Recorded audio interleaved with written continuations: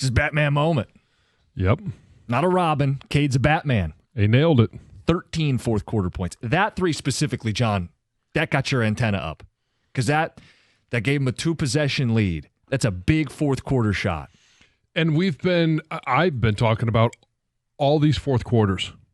Where's Cade? What's he doing? And it doesn't have to be the score. It doesn't have to be the shot. Those are the ones that we prefer. Those are the ones that stand out the most. But are you the guy with the ball in your hand that sets up a teammate, that takes the initiative to win the game? The biggest thing that will eventually get the Pistons to a place where they can win an NBA championship is Cade's ascent. And other things will matter, but Cade's ascent is the most important. And he missed the game-winning shot in Game 4. He was so much better down the stretch in Game 5 at the Garden, backed into a corner. The Pistons team, that's a hell of a response. That's an inspired performance. You lose both games at home. Series is a formality. You're going to lose. You can pack it in. You can look ahead to your offseason, and wow, what a season we had, right? We overachieved. Love the performance. These have been nail-biter games. Games 3s, Games 4, and Game 5. All nail-biter games. The Pistons are every bit in this series. You come home, if you can duplicate, you put all the pressure on the Knicks in Game 7. An anxiety-riddled Madison Square Garden, a Knicks team that has lost 5 straight home closeouts. That fan base will be very antsy if you take care of business Thursday night, and we've earned that, another home basketball game, a playoff atmosphere for the Detroit Pistons. I think Cade should get all the flowers today, but I also think Asar Thompson deserves some love too, because his performance was what we were calling for. Have him on the floor late. To his credit, didn't have a bunch of dumb fouls, didn't have a bunch of turnovers, and stayed in the game late and helped shut down Jalen Brunson, who had his worst playoff performance as a Knick. 16 points, lowest. 25% shooting, lowest. And he only had 3 points in the entire fourth quarter. That was as inspiring a performance as we could ask from this Pistons team. It's everything that you needed. And it's the moments throughout the course of Cade's career where you're like, okay, how do you unlock Cade? And we've watched it this year. Some of it is the roster construction around him. Some of it is just his development and getting to this point. Now it's that next step, unlocking him in the playoffs. And I felt like we saw that a little bit in Game 2, in the response from Game 1. And now we've seen it down 3-1 on the road, Madison Square Garden. And he was in control of that fourth quarter. It was Cade's game. This was Cade's team. And that's what I think we all wanted to see. Are you inspired? Can they pull this off now? I think the most inspiring thing about that win is not that their backs were against the wall and they're down 3-1. It's on the road. It's being able to respond with how they lost Game 4. That was a deflating moment in terms of the foul that wasn't called. And I don't know how they internally handled that, but to be able to flip the switch, whether using it as motivation, but just to get over that heartbreak and know that our backs are against the wall. We can't worry about that moment. We can't wallow in that moment. We've got to respond, and we have to respond now. It was soul-crushing, and maybe it was more soul-crushing for the fans. Yeah. Because it was at home, all of the different factors involved. But the ability for a young team to take a soul-crushing moment, get over it on the road, backs against the wall, and get a win, to me, that's the inspiring part of what that win meant. You lose Game 1 with a 21-0 run, and we said, boy, that's a kick in the, you know what I mean? Let's see how they respond in Game 2, and they did. You lose both home games. How do you respond? They did.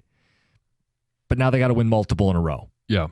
Well, it wasn't just losing those home games. It was losing it the way they did. Yeah. No, I think it's a good point by you. Specifically, the heartbreak of the end of Game 4 to bounce back as emphatically as they did, it should inspire people. I mean, you thought they'd win the series. I thought they'd win the series, and we've been tested at a couple moments in this series. But the Pistons are every bit as good as the Knicks. We've watched it play out that way. Yeah, I think you could feel and should feel pretty good right now. This team has worked for everything that they've earned this year. And now what have they worked for? They've earned the right to play a Game 6 at home and try and send it to a Game 7 back to Madison Square Garden, where they have been more successful against the Knicks than they have been at home. I was going to say, you've won 2 games on the road already. If it really comes down to a Game 7, you really like their chances. Got to get there first. 248-539-9797. We got open lines for Pistons fans. shout out Cade's performance, Asar's performance. Noteworthy that Brunson, he was in the torture chamber. I mean, he was fighting for his life out. He injured, comes back in the game. The Pistons did everything they needed to do to close out that game. They're learning how to close games before our very eyes. And I think there's something we need to keep in mind. Things change quickly. When the light bulb goes on, it goes on. We saw it with the Lions. Remember at one point, 1-6, and Sheila's answering questions about Dan Campbell's job. End of that same season, they beat the Green Bay Packers and have since won 2 straight division titles. We want to see more, but that switch flipped in a hurry. The Pistons went from 14 wins to 44 wins. It flips in a hurry. If Asar is a closeout defender, if Cade's a closeout player, if this is really happening in real time, you very much believe you're winning this series. The Tigers, that switch flipped, from 0 to 60. I mean, 0 to 120. I mean, they went from 1% to make the playoffs to winning a playoff series and forcing a game 5 for an ALCS spot. It flips quickly, and it may be flipping for the Pistons before our very eyes. And now it's always about the next step. How do you take that next step? What is the next step? Because we saw a response from game 1 to game 2. And then you get 2 games at home. They're both losses. It doesn't matter how they were lost. They were lost. Now you've responded again, and you could tell that there's lessons, whether it's coaching by JB and putting Asar Thompson in there in the fourth quarter, or it's Cade and just being able to have the confidence that you could take over a game. It's, can you now take that next step and win back-to-back playoff games, win a playoff game at home, force a game 7? And all you have to do is be good on one day. Don't worry about game 7. I know you want to talk about it. Whoever wins this game wins the series. There's going to be, if the Pistons do win, there'll be a game 7, and that'll be a completely different obstacle for them to get over. Texter says this has quietly been one of the best series yet in the playoffs. The Knicks are battered and bruised, Pistons in 7. So this is someone inspired by what they're seeing. It says, all the pressure is on the Knicks. Beef stew's coming. Detroit will rip out their hearts on Saturday. Garen Sheed, Tony in Marine City. Oh, another Sheed. The best adjustment was not letting Thompson handle the ball. He wasn't throwing it into the third row. He gets off his feet so fast off every touch. He says he wasn't turning it over, and Duren might be the second best passing big man in the game. Well, I mean, he's definitely good at distributing it, but I mean, I don't think he's the best passing big man in the game. That's a guy we talked about last week. Talk about the Pistons earning another home game. Fans, get that home game. You're giving me a hard time for going to that home game? Only because of your track record. Winning record in Red Wing games this year. Sneaky. People don't realize that. Costa can sit at home with his cats, Nate in a van. Costa. Nate in a van. Costa, stay home. You've already made your point. More playoff games at LCA than Steve Yzerman this season. We'll get to that at 9 o'clock.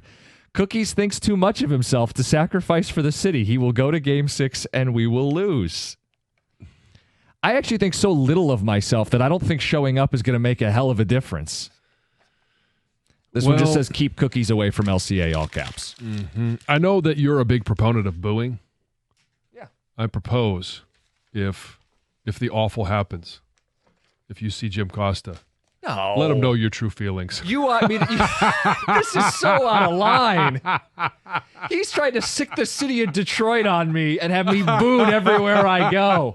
What have I done that's so reprehensible? Don't answer that.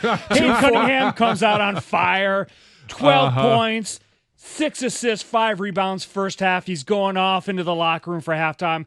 He sees Costas there, just this look of dread overcomes his face. Yes. An obstacle we can't overcome. You know what they showed him on the Jumbotron and everybody starts booing. All right, I got to tell you, my friend one time, we went to Palace Vision when I was in senior year in high school, and the Pistons were playing the Celtics like in the second round. And so the game's in Boston, obviously. Yeah. And my friend was a Larry Bird fan and a Celtics fan. And so he wore his Larry Bird jersey, which was the stupidest thing he could have done. And so the Pistons were winning this game, and place is going crazy. And they showed him on the jumbotron, and he had like his hand and his face in one hand like that, just miserable, and the place is going boo. It's amazing. It was unbelievable. Why would you wear that to Palace Vision? I know. It was absolutely unbelievable. He deserved that. He did. Mm-hmm. It was great. I think being booed is an experience that everyone should have at some point in their life. It's a humbling moment. I've been booed many times. And I think I don't know. I mean, you're a big proponent of booing children, so why would it be a big deal if somebody booed at you? I'm not a big fan of this, though, like rooting people on. All right, this has to stop because, like, for the show and for lots of reasons, Jim needs to go to games. Yes. I we don't need to like make this a thing. I'm embargoed from attending games in the city I grew up in, all the teams I want to watch. All right. Yeah, but the only one that you regularly go to is the only one that didn't make the postseason. God, I wish you wouldn't have said that. We'll talk about it at 9:02. There's just facts. I'm happy you're only doing the Yzerman stuff once today because I don't think I can handle talking about it twice. We'll talk about it. 9:02. It's 97.1.